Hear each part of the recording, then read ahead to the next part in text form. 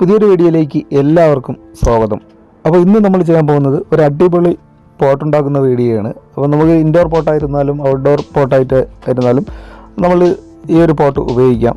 അപ്പോൾ ഇത് ഉണ്ടാക്കുന്നത് വളരെ സിമ്പിളാണ്, എല്ലാവർക്കും ചെയ്യാൻ പറ്റും. നമ്മൾ സാധാ സിമൻറ്റ് മണൽ ഉപയോഗിച്ചാണ് ഇത് ഉണ്ടാക്കിയിരിക്കുന്നത്. അപ്പോൾ എന്തായാലും നേരെ നമുക്ക് വീഡിയോയിലേക്ക് തന്നെ പോകാം.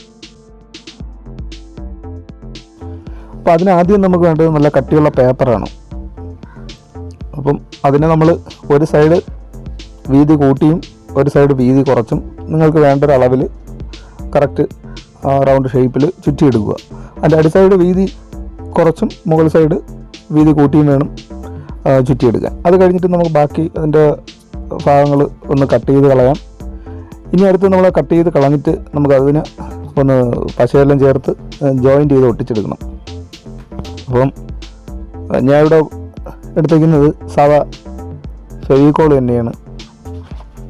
അപ്പം ഫെവിക്കോൾ നല്ലവണ്ണം തേച്ച് പിടിപ്പിച്ചിട്ട് നമുക്ക് അതിൻ്റെ എൻഡുകൾ നല്ലവണ്ണം ചേർത്ത് ഒട്ടിച്ചു കൊടുക്കാം. അപ്പോൾ പശയെല്ലാം കൂട്ടി ഒട്ടിച്ചിട്ട് അടുത്ത് നമുക്ക് ചെയ്യാനുള്ളതെന്ന് പറഞ്ഞാൽ അതിൻ്റെ ഏതെങ്കിലും ഒരു സൈഡ്, മുകൾ സൈഡോ അടി സൈഡോ നല്ലവണ്ണം കട്ട് ചെയ്തെടുക്കുക. കറക്റ്റ് റൗണ്ട് ഷേപ്പിൽ തന്നെ കട്ട് ചെയ്തെടുക്കുക. അപ്പോൾ ഞാൻ അതിൻ്റെ അടി സൈഡാണ് ആദ്യം കട്ട് ചെയ്തെടുത്തത്. ഇനി അടുത്ത് നമുക്ക് വേണ്ടത് അതിൻ്റെ പോട്ടിൻ്റെ പൊക്കത്തിന് മുകൾ സൈഡും കൂടെ കട്ട് ചെയ്തെടുക്കുക എന്നുള്ളതാണ്. അപ്പം ഞാൻ ഇവിടെ 9 ഇഞ്ചാണ് കൊടുത്തേക്കുന്നത്. നിങ്ങൾക്ക് പൊക്കം ഇതിനെക്കാട്ടി കൂടുതൽ വേണമെങ്കിലും എത്ര വേണം എടുക്കാം. അപ്പോൾ പോട്ടിൻ്റെ ഷേപ്പിനനുസരിച്ച് ഉള്ള പൊക്കം എടുക്കുക.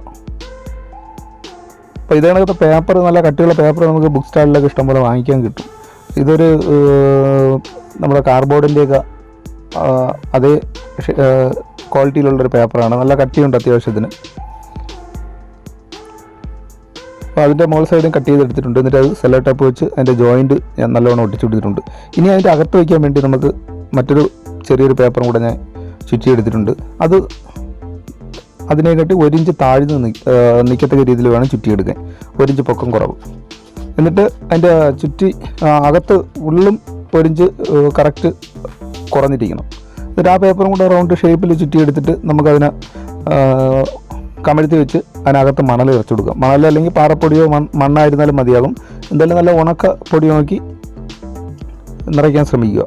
എന്നിട്ട് അതിനെ കറക്റ്റ് റൗണ്ട് ഷേപ്പിൽ നമ്മൾ കൈ കൊണ്ട് നല്ലവണ്ണം പ്രസ് ചെയ്ത് കൊടുക്കാൻ നേരത്ത് ആ അകത്തുള്ള കറക്റ്റ് റൗണ്ട് ഷേപ്പ് അങ്ങ് കിട്ടും. അപ്പം ഉണക്കപ്പൊടിയാണ്, ഉണക്ക മണൽ അല്ലെങ്കിൽ പാറപ്പൊടി നിറയ്ക്കുന്നതെന്ന് പറഞ്ഞാൽ നമ്മൾ സിമൻറ്റ് വെള്ളം കൂടെ മിക്സ് ചെയ്യാൻ നേരത്ത് പെട്ടെന്ന് ആ വെള്ളത്തിൻ്റെ ഈർപ്പം അതങ്ങ് പിടിച്ചെടുക്കും.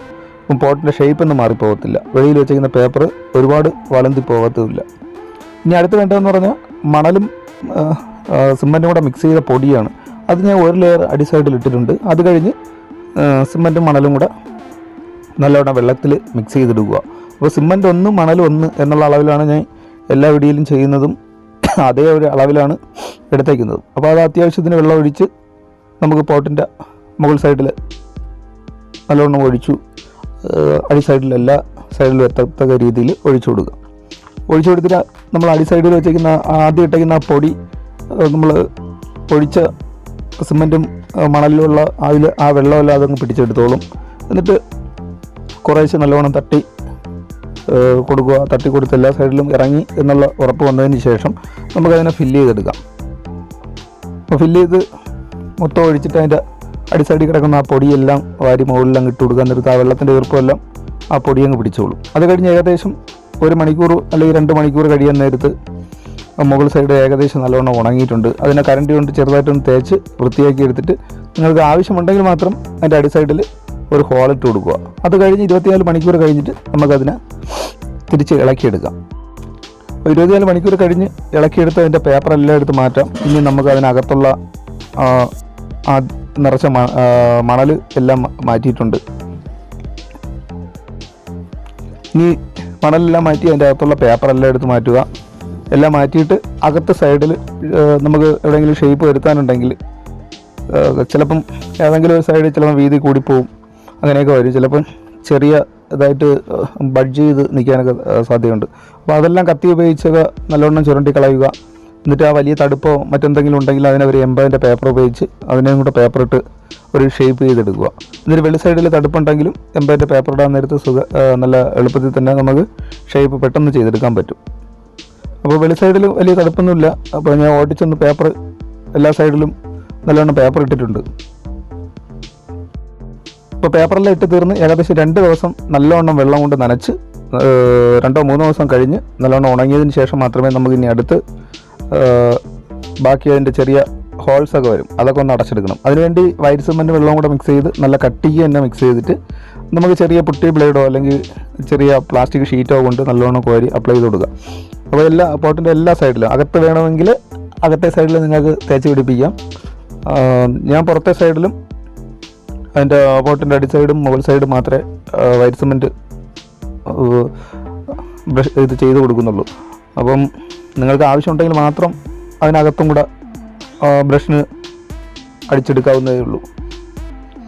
അപ്പോൾ ഇതേ കണക്ക് ഏകദേശം ഒരു 2-3 ലെയർ നല്ലവണ്ണം ഇടാൻ നേരത്ത് ആ വലിയ ഹോൾസും അങ്ങനെയൊക്കെയുള്ള എന്തുണ്ടെങ്കിലും എല്ലാം അങ്ങ് അടഞ്ഞു മാറും. അപ്പോൾ അത് നല്ലവണ്ണം ഉണങ്ങിയതിന് ശേഷം നമുക്ക് എംബതിൻ്റെ പേപ്പർ ഉപയോഗിച്ച് നല്ലവണ്ണം ഫിനിഷ് ചെയ്തെടുക്കാം.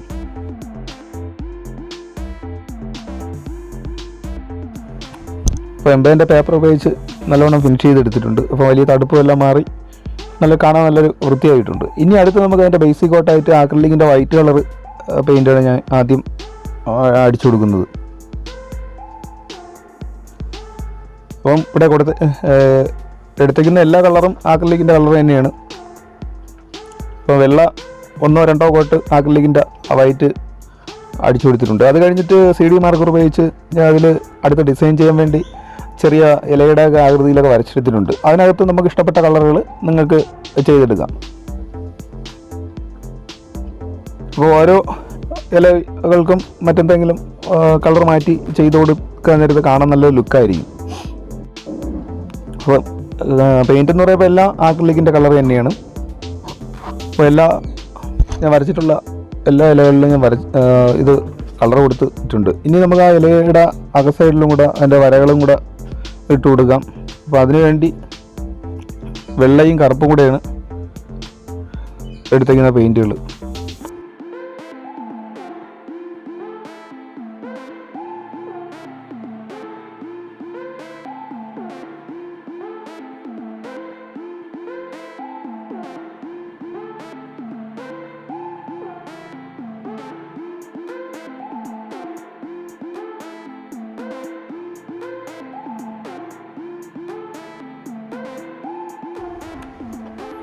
അപ്പോൾ നമ്മൾ മാറ്റി ഒരാളൊക്കെ ഇട്ട് കൊടുക്കുന്നുണ്ട്, കറുപ്പും വെള്ളയും കൂടെ ഉപയോഗിച്ച്.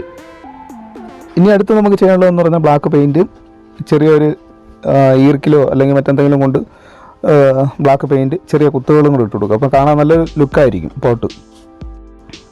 ഇപ്പോൾ കുത്തുകൾ ഇട്ട് കൊടുക്കുമ്പോൾ അടുപ്പിച്ച് നല്ലവണ്ണം ചെറിയൊരു കാണാൻ നല്ലൊരു ലുക്ക് വരത്തക്ക രീതിയിൽ ഇട്ട് കൊടുക്കണം. ഒരുപാട് ഓവറായി വലിയ കുത്തുകൾ ഇടാതെ ചെറിയ കുത്തുകൾ. അപ്പോൾ പോട്ട് ഇപ്പോൾ കാണാൻ നല്ല ലുക്കായിട്ടുണ്ട്.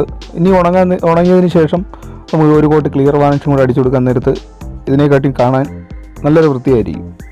അപ്പോൾ എന്തായാലും ഇന്നത്തെ വീഡിയോ എല്ലാവർക്കും ഇഷ്ടമായെന്ന് വരുന്നു. വീഡിയോ ഇഷ്ടമായെങ്കിൽ ലൈക്ക് ചെയ്യുക, നിങ്ങളുടെ അഭിപ്രായങ്ങൾ കമൻറ്റ് ബോക്സിൽ അറിയിക്കുക. അപ്പോൾ എല്ലാ കൂട്ടുകാർക്കും ഒരിക്കൽ കൂടി ഗുഡ് ബൈ.